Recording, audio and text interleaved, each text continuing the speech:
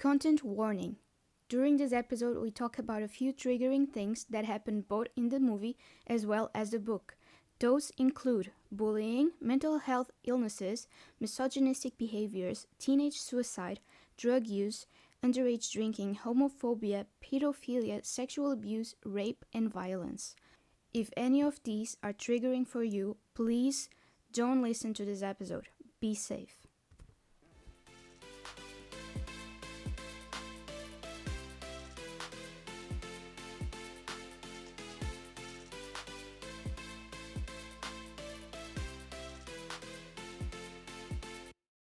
Welcome to Snake and the Lion podcast. This week you're talking about the perks of being a wallflower, the movie. Yeah, the movie. Well, we can incorporate book sometimes, but it's mostly. You can. I can. You have the book. Yes. So do you want to explain really quick? Yes, The Perks of Being a Wallflower is a coming-of-age movie about this boy called Charlie and his two best friends called Sam and Patrick. And they go through some shit, and yeah, we're gonna talk about it. Yeah. So I can start by saying that this is my favorite movie, probably ever. And I don't know. Do you want to start with questions or something? Because I can try and answer them if you have any. Okay, so before I start with the questions, let's say I think it was my second time watching the movie because I remember some parts. Yeah. So I think I watched it before, but yeah. So I have a lot of questions because I didn't pay attention. Well, that's good. I've watched it 12 times during the 7 Yeah. years. So. Okay, so was he abused or not? Yes. I think so. He was in fact abused by his aunt. That's why he keeps having flashbacks to something happens that makes a memory that is suppressed come to the surface. So at the end when he's kissing Sam and she starts touching his thigh. That's the thing that makes that final memory come out that his aunt did something shitty to him. And that's when he's like, oh my god, did I kill Aunt Ellen and did I want her to die?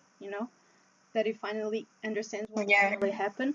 Because you have other moments during the movie, so when, who was it, Patrick? When he finds Patrick and Brad, and Patrick says, this will be our little secret.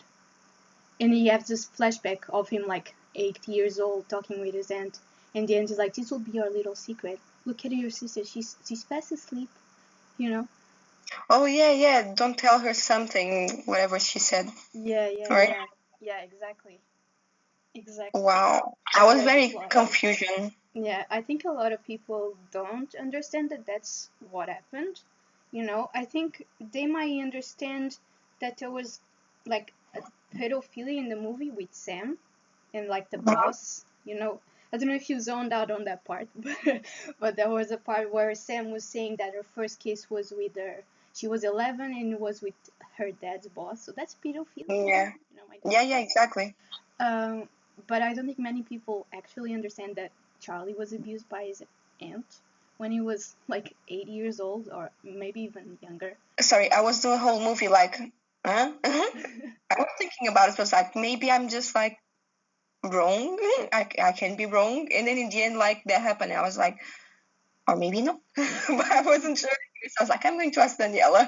I think what makes Ellen and Ellen such a good villain, not villain, but almost the evil character of the movie, is that it makes her Charlie, as he's talking about her aunt, he's always oh, Aunt Ellen was the best person ever, and she did all of these things for me, and she teach me this and that, So it makes you sympathize with his aunt so fucking much. You're oh my god, she was such a great person.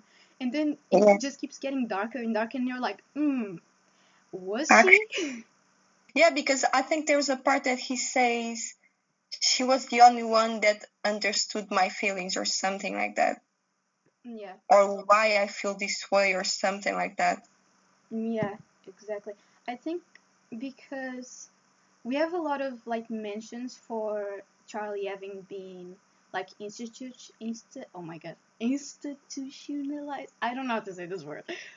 Being in like a mental health institution. Yeah. To say, like you have references during the movie where oh, I know, at the end of the movie when he's like in the psychic ward and he says that he can't be there, his parents can't pay for it, that he's been there when he was little and his parents can't afford it.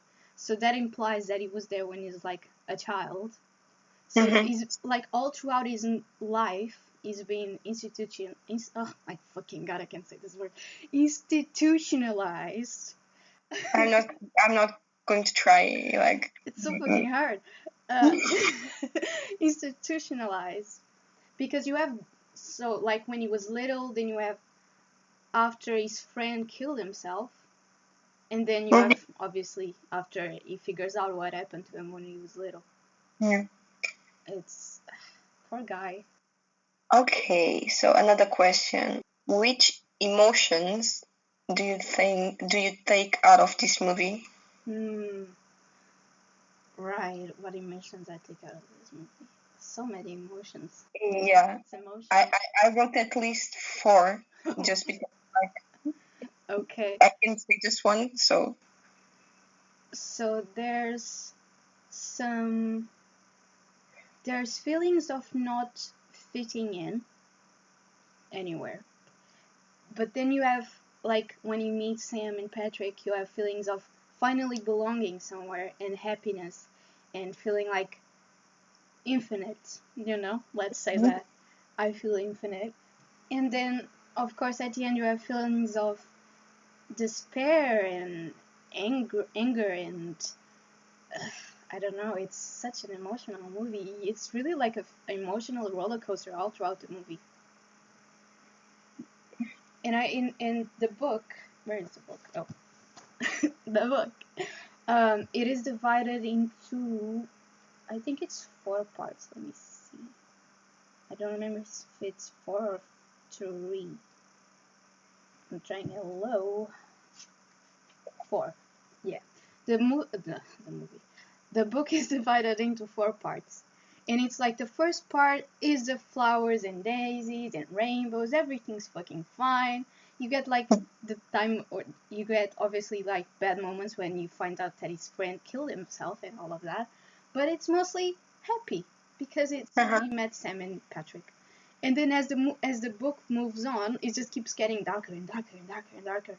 And like on the movie, you don't see that like as like predominantly, but you can tell there's a shift. And I would say the shift is like when he starts dating Mary Elizabeth. Oh yeah. From then on, it just gets dark. When he kisses Sam in front of his girlfriend because he didn't have the balls to break up with her. Yes, that scene was quite something. Yeah. For me, I wrote love, grief, happiness, and pain. It was like for me the main ones. Like there's more, but it was the main ones. Like. Yeah, I agree. And one thing that I did like on this movie was like the raw emotion they catch from the movie, and like the actors were really good anyways. So that was a really good job. Yeah, but other than that, for me, it was like the typical movie that you watch when you were a teenager. Yeah. But there was a difference from the other ones because there's a lot of movies like kind of they try to do the same, let's say, like teenager movies. And one thing that I liked was the whole movie. It showed like both parts of his life, Charlie's life. There was like the school part and like at home, because usually when it's like this kind of like school kids, he's bullied, blah blah. They focus more in the school life than the personal life, and then the plot twist is just like the personal life. Yeah. Like his dad used to beat them or whatever is the plot twist. And here it's even darker than usually it is. So I did like that part because it was different from like what I was expecting. It's about the characters that I was going to say now. Another thing that I realized because of 16 as well. Not because of 16. I realized before, but like she talked about it when I was reading my notes, like rereading my notes. And I was like, yeah, maybe I should mention that like the group of friends like Sam, Patrick, and then he met Mary the other Elizabeth. It's and Mary the other guy. Elizabeth, Alice, and Bob. Yeah, like that group that they were all together. Yeah. Usually. They're also different, but like they fit so well. And I did like that because usually the type of movie that you see is like the cheerleader that dates with the other one, and not that much of the part that no one cares about. Like Yeah. the group that doesn't fit anywhere, but they fit well together. Exactly. Yeah, that's the So beauty of it. That's why they all became such great friends, is because what makes you a wallflower is something that you, like, I don't know if you've noticed, but a wallflower is something that you don't really notice. It's a flower that normally is very hidden. So it's almost invisible, in a way. So these people, what makes them wallflowers is the fact that they don't belong with the popular crowd, let's say, to the normal people, normal kids, and because they have other interests, maybe they've been through some shit, which most of them have been through quite a bit. Even like Mary Elizabeth has been through some rough stuff as well. So all of that trauma, in a way, it's what connects them and what makes them wallflowers, I would say. But yeah, I agree with you in the rawness of the characters completely. But they did get a great cast. So like Charlie's portrayed by the dude that played in Percy Jackson. Logan. I don't know if his last name is it like Lerman or Learman. I don't know his last name. But the guy from Percy Jackson. Obviously, Emma Watson. We've seen her like all of her childhood, and Ezra Miller which plays Patrick, he has been in a lot of the superhero movies, so I think he's in like Justice League and that type of movie. Yeah, I don't know their names, like their real names, but I have seen movies with all the actors there, so I was like, okay, this is going to be good. Yeah. Uh, I only know the names of the three main characters, which, I mean, yeah. you were about to know once. I mean, I think everyone knows Percy Jackson and like Harry Potter, It's easy to recognize these characters. And Yeah, I mean, if you don't recognize them, you have some problems. yeah, for sure. But they also have other great main characters who. So they have Nina Dobrev as well, which is like mega Yes, I famous. was happy. Yeah, Candace. I wanted to ask you, what did you think of Candace as a sister? I mean, Yeah. she was I think she was the typical sister, like she cares but she doesn't show that she cares until like everything is fucked up. Yeah, I agree. I think she. Okay, wait. This sounded bad. Not the typical sister. I'm just saying that everyone is like that. But like from the movies. From the typical screen movie sister. Yeah. Yeah, sister. Like she cares but she doesn't give a fuck until like something happens. I think she cares about her brother, but she cares more about her reputation at school, seeing as like you can't even sit with this sister, It's like a bit, okay, get over yourself. Like, Yeah. his older brother though, we don't see him in the movie all that much. I don't even think we see. Oh, we see them once, I think. We don't even know his name in the movie, I think, but his name is Chris.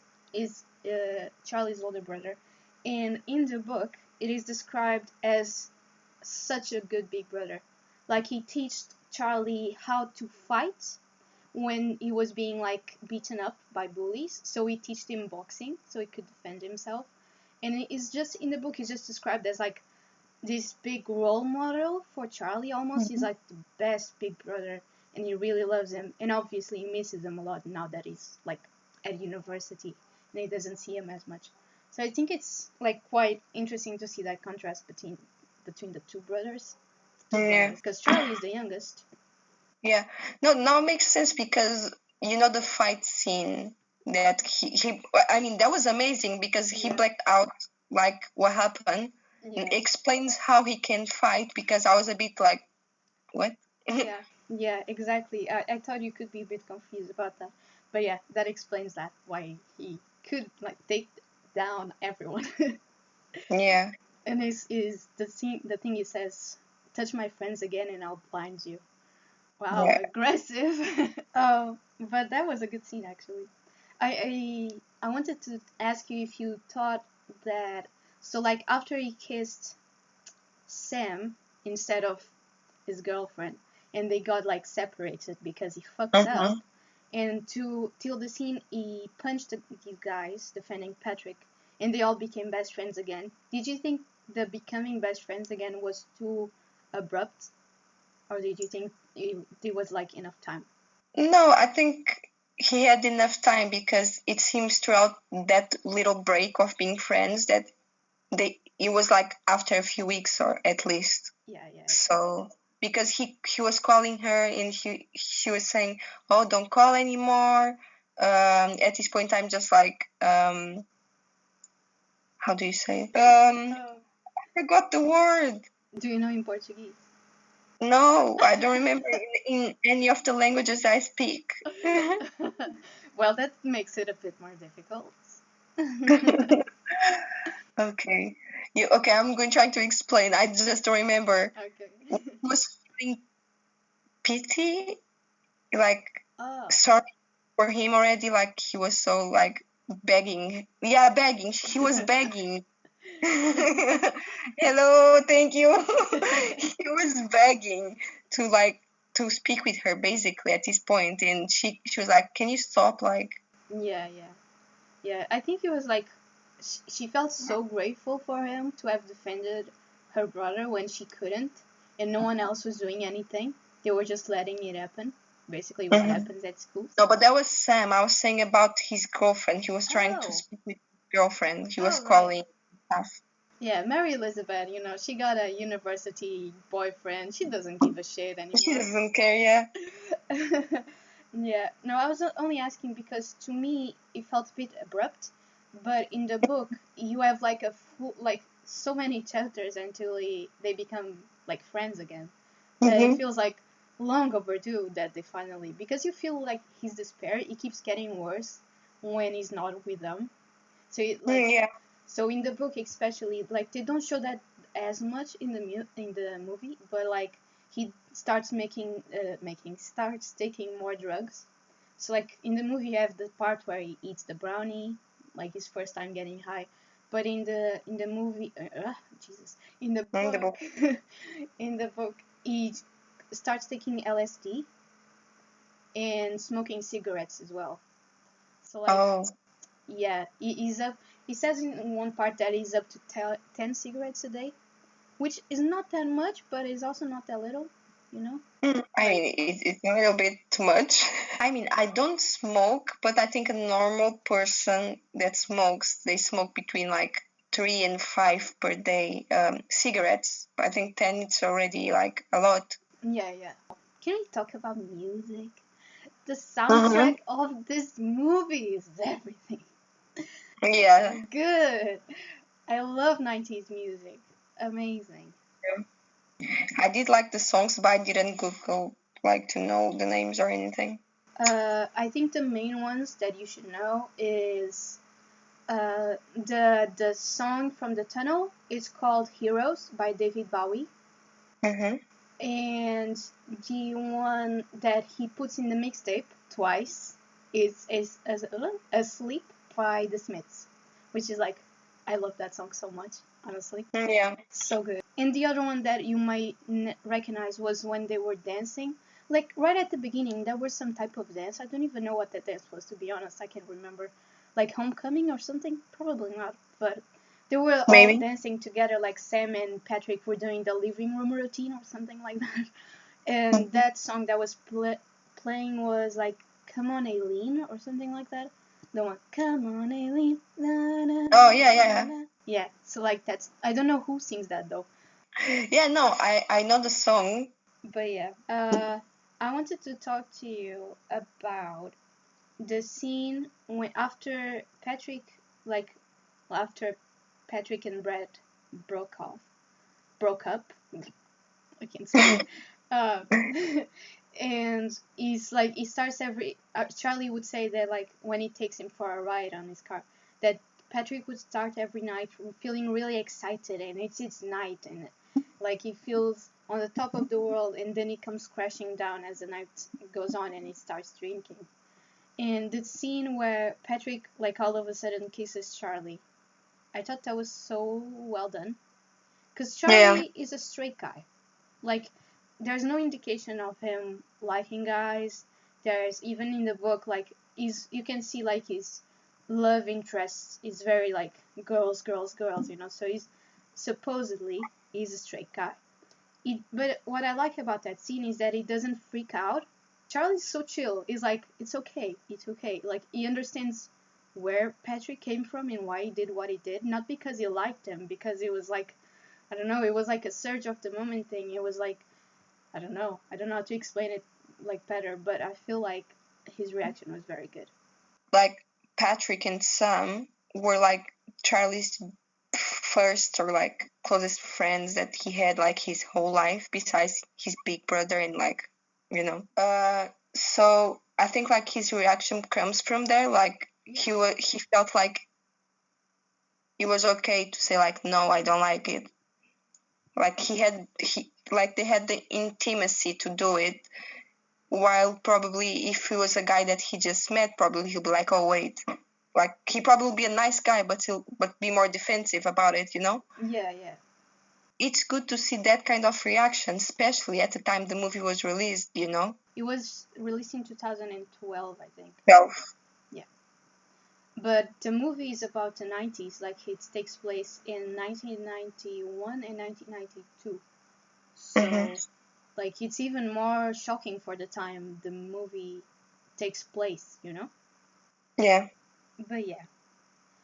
And on that note, I don't know what else to add. Oh, when they're doing Secret Santa, and Charlie gives a present to everyone, even though he wasn't supposed to. The Bob, the dude with the drugs, like, that gives drugs to him, like brownies and stuff. He just has like a bubble blower, and he's like, he knows me. He really knows me. I just thought that was so wholesome, honestly. It was so cute. Yeah. I think was really sweet as well, like, when they offered Charlie a suit. Yeah. Like, one day you're going to be a writer, you need like one of these. That was really cute, because they're like, you're going to live, you know? Yeah. Kind of like in between the lines thing. Yeah, and they believe in him. I think that's mostly what it means. They really believe that he can write if he wants to. It was so beautiful. Yeah, I really like that. It was a really nice present. Yeah, and the typewriter that Sam gave him, like, wow. Yeah. Wow. Yeah, I think there's just one character we haven't talked about, and I want to talk about. He doesn't appear as much in the movie, but he's very important in the book, and that is the English teacher. Oh yeah, no, but I noticed like in the beginning, because he's always like giving him books and like being like, okay, you're going to be a great writer or whatever he says. Yeah. Yeah, so his name is... Excuse me, I totally know his name by heart. She's not checking her notes or anything. No, you know, the thing is that in the book he rarely calls the teacher by his last name, and in the movie we don't even know his first name. We only know his last name. So I'm like, the book right now is so much more recent in my head than the movie that I'm like, what is his last name? It's called Bill Anderson. Is the name of the teacher. Bill Anderson. Mr. Bill Anderson. I don't know. It's such a great... It reminds me a lot of the teacher from... In a way, not totally, but it kind of reminds me of the teacher from That Poet Society. You know? Have you seen that one? Clube dos Poetas Mortos? You haven't seen that movie? Oh my god. We gotta do I don't think so. Oh my god. With, what's his name? The dude that does the voice of Genie in Aladdin. What's his name? Robert Williams. Oh my god, Beatriz. We have to do we have to do an episode on Dead Poet Society, and I know exactly the perfect guest for that episode. My friend Vanessa is obsessed. And when I say obsessed, she like did an oral presentation in Portuguese class for like on the last year, and it was supposed to be 5 minutes. It was 22 minutes, just talking about that poet society. I mean that type of obsessed. It's her favorite movie of all time. We need to do that. It is such a good Okay. movie. I swear. I think you're. I mean, it's a good movie for Slytherins. You're probably not. It's probably not gonna be your favorite movie ever, but it is very good. It's like it's a very. It's not super old, but it's old-ish. It's like from the 80s, maybe, I don't know, but it is like I think that movie set a cultural like reset on society at the time. So it is important. We need to do that. I need to add that to our list so we don't forget to do that in the future. Oh my God, Vanessa's gonna go crazy. She's gonna be like so happy that we're gonna do about that. Um, okay, And but she's going to be in the podcast. yeah. No, definitely. We definitely need her for that episode. She's just gonna take over the podcast in that episode. You'll see. I mean, she's welcome to. That's why we have guests, because someone knows more about that than we do. So, Yeah, definitely. And she's studying journalism, so she knows how to speak. Like, um, see, I'm trying to say something and I don't know, but it's proving my point. Eu tava... I love it. I was trying to say, ao contrário de nós. How do you say that? Okay. Ao contrário de nós. Unlike us. Yes, thank you, English. I was trying to say, so she knows how to speak and like us, like I proved just. Oh my God. But yeah. Well, you haven't seen the movie, so this isn't a good like a good comparison to make. But believe me, when you see that movie, keep that in mind. That Mr. Bill Anderson reminds me a bit of the teacher from That Poet Society. Okay. That is a compliment, by the way. But yeah, he appears a bit in the movie, but in the book, he's so present.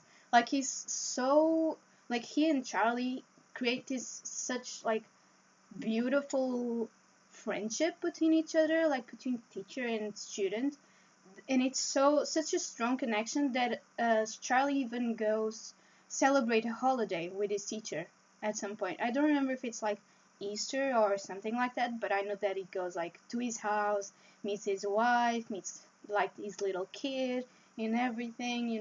They really make this big connection, and you can tell like Charlie needed someone like that for his life as well. Okay.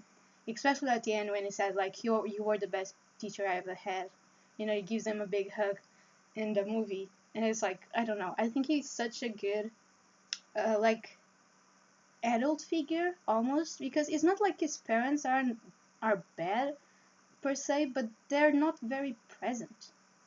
Yeah, and I mean, it's the only adult figure that he has in school Yeah, that's that's true. present for him, and like it was there for him like all the time. Yeah, yeah, So that's kind of sweet, because before he made these friends, he didn't had anyone, because his only friend committed suicide. So yeah, he was a very important person in his life, being in a book or out of the book, like if they don't show that much in the yeah. movie. I mean, But he would. they show a fair amount, but it's still not as much. But I understand why they didn't like show everything. They couldn't do like a 3 hour long movie. I mean, I do understand, because they do show like enough for people like, okay, like he cares about him, because oh, this book is mine, like my favorite book Yeah, from when I was a kid, or whatever he says, my and only he gives copy. it to him. Yeah, he gives the book to him, so that shows like he cares. Otherwise, he wouldn't give his book from like when he was a kid, you know. Yeah. He gave him How to Kill a Mockingbird, I think. And let me see. Oh no, it wasn't. I don't think it was How to Kill a Mockingbird. It was The Catcher in the Rye. Yeah, that was the one he gave him. That was his like only copy. And in the book, it says that Charlie read it 3 times. That Wow. book. Yeah. I mean, I think partially it was because he was very bored because he was on Christmas holidays and his friends like Sam and Patrick wouldn't be there for the holidays. I think they went to visit like their parents So Sam went to visit her shitty dad, and he went to visit like his mom or whatever. I don't know, cause they're half brothers, you know. So yeah, so I think partially was boredom, but also, I mean, you can read a book 3 times like in a row without liking it.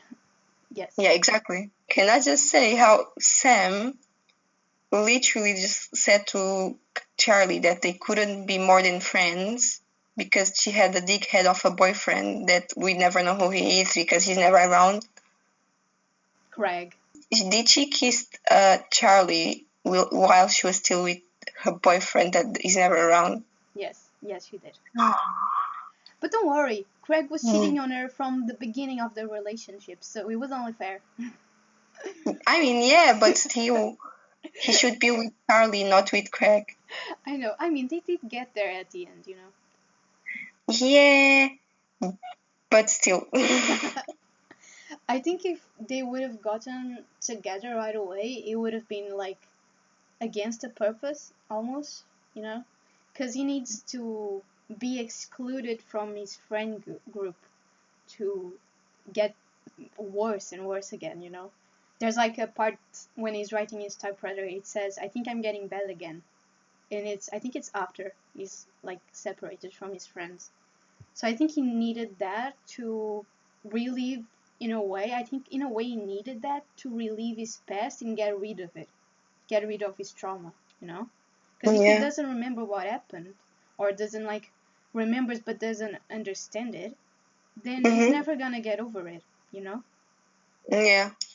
I don't know. I think in a way it was necessary, but yeah. Now, before we finish this, even though this is my favorite movie, obviously I know it has its flaws. Nothing is perfect perfect. Oh my god, perfect in this world. See, this is what I mean when I say we can't speak. We just can't. Yo no hablo. Yeah, yo no hablo inglés. Everything, nothing is perfect was what I was trying to say. Anyways, yeah. Anyways, this obviously has flaws, and one of them, which I didn't even notice until someone pointed it out to me, was that there is no black character. Like, no, there's not one single black character in this movie. Isn't that's really bad. Yeah. That's really, really bad. But yeah, I didn't even notice, and I watched the movie like 12 times, and I hadn't noticed it. You know? That's so bad. We didn't notice. It's as bad as like they didn't have anyone there. Exactly, exactly. It's so bad from both ends. Like one that we didn't notice at all until someone points it out, and that they didn't include it. You know, that's really bad.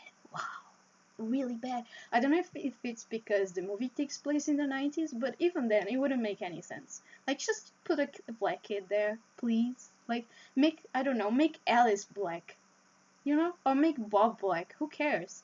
Like, skin color doesn't define personality, so. Exactly. And I don't even know if they, like, in the book, they could go like, oh, but in the book they're like this and like this, but like I don't even think like some like minor characters like Bob, I don't even think we have a description of Bob. I mean, not all the books has like a description, especially when it comes like to skin. You know, like color. Like they usually say like the personality or like, oh, they're like his eyes are blue and his hair is like, I don't know. Yeah. But like, you know. Exactly, I agree. There's like a common mistake, a common not mistake, a common like thing in Harry Potter where for Hermione, everyone just assumes that she's white, right? The character, like Hermione. But in reality, in the book, they never say her skin color. The only description Harry gives of Hermione is that she has bushy hair. Oh, wait, how do you say this? Bushy hair and like big teeth is the only thing we know about her. About like her physical How she looks. appearance. Yeah, and like everyone can have bushy hair. So in fan fiction, normally in like fan art, they the majority of the people who draw fan art draw her as a black woman, And Harry, Oh, really? yeah, and they dropped Harry Black as well because supposedly his dad is Indian, so he would have like a mix in his face, Yeah, exactly. Yeah, but And everyone just wants to believe that these people are just white when it's so far from the truth, you know? It doesn't, we don't really know, we don't have proof, but we shouldn't just assume that people are white just because it suits us. exactly. Wow, that was a quote. Wow. Wow. I just sounded so smart there. Wow. Can you listen the fireworks? The fireworks? It was a joke. Oh. I was like, what is 24th of November again? Tell me what. I got so confused. But yeah, so that's one of the flaws. The other is the quote that they just throw in there for some You fucking said the reason. 24th of November? Yeah, Guy Fawkes, isn't that like, or is it 6th of November? I don't know. I don't know. There's a day in the UK where they just throw fireworks for like 2 weeks straight, and it's the most annoying thing. I don't know. It's the one where like they celebrate because they burned the man alive that was making shit for I them. was thinking about the bonfire. Yeah, that's what they're commemorating. It's Yeah, the but yeah, Guy Fawkes. I don't know. I don't know. I don't know the date. I don't remember. I know that's like around beginning of uni because it's alright when we go there. Yeah, I Anyways. think it must be in the beginning of I don't know. Doesn't matter. Anyways, the other flaw is that the phrase they just throw in there for no fucking apparent reason. I don't think it's even in the book. To be honest, I can't remember, and I tried to look for it and I couldn't find it. So I don't think it's even in the book. They just threw it there just to be quirky. And for 7 years that I've been watching this movie, I still don't understand it. Is when they're all in Big Boy, or as they call it in the book, King or something, the burger place. And Sam just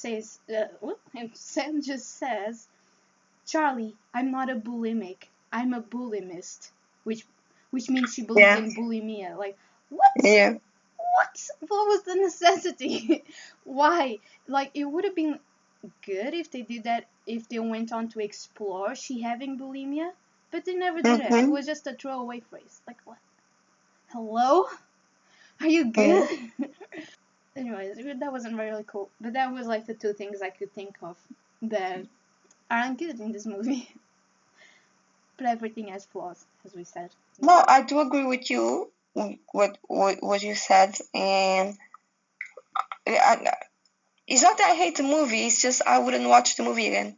Okay, I think unless you have anything else to add, I think we are ready to finish this episode. I will finish it just by saying that quote, amazing quote that people. Wait, I need to find the quote first. You have some problems. I found it. My memory is very bad. Okay, I'm sorry.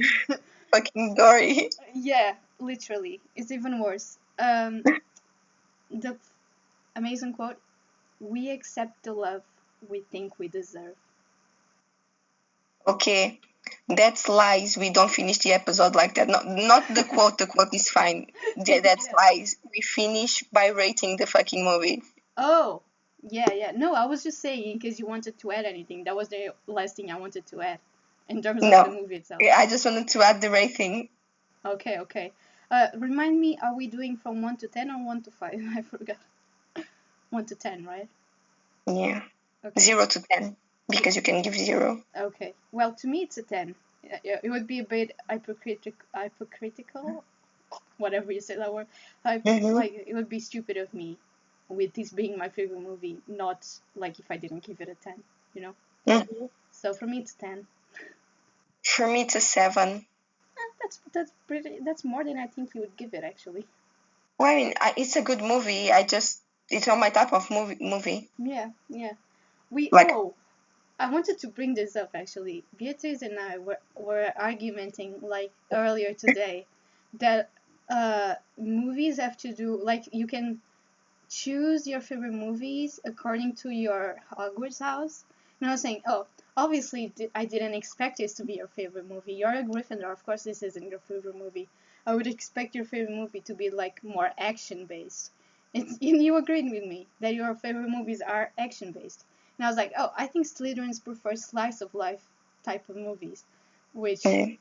I only can speak. I can speak for myself and for our friend Paula, because she's a Slytherin as well. And her favorite movie is About Time, which is slice of life as well type of movie. So, what do you think about that theory? Do you agree with us? Do you think if you're a Gryffindor, is your favorite movie an action movie? Or if you're a Slytherin, is your favorite movie a slice of life movie? Oh, what do you think would be a Ravenclaw's favorite type of movie? Fiction. Yeah, I agree. Even though I do like fiction, but I like, for some reason, Game of Thrones is my favorite TV show ever. You know, Yeah. it's action and fiction together. But yeah, I do. My favorite movies are usually action movies or comedies. Yeah. And when I say action, it's like action mixed with like fiction. Ravenclaws, you would be a fiction or science fiction and fantasy.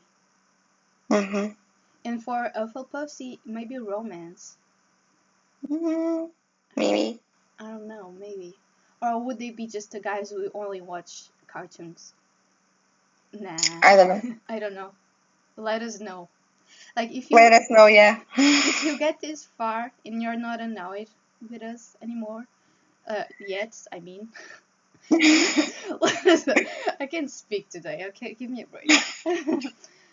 Let us know in the comments, I guess. There's no comments in Spotify. Let us know on Twitter or on Instagram. There you go.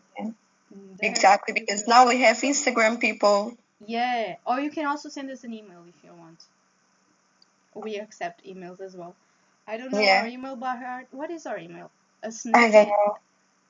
I don't know. A snake Oh, and a it's lion. a snake and a lion podcast at gmail.com. Yeah, that's our email. So if you want to email us, feel free. And with that, shall we end this? Yes. You'll hear from us in 2 weeks. You can follow us on Twitter and Instagram. They are both at a snake and a lion pod. And you can also follow us on Patreon for more extra content. Exclusive content, yay! If you want to, of course. Goodbye. Goodbye. See you in 2 weeks' time.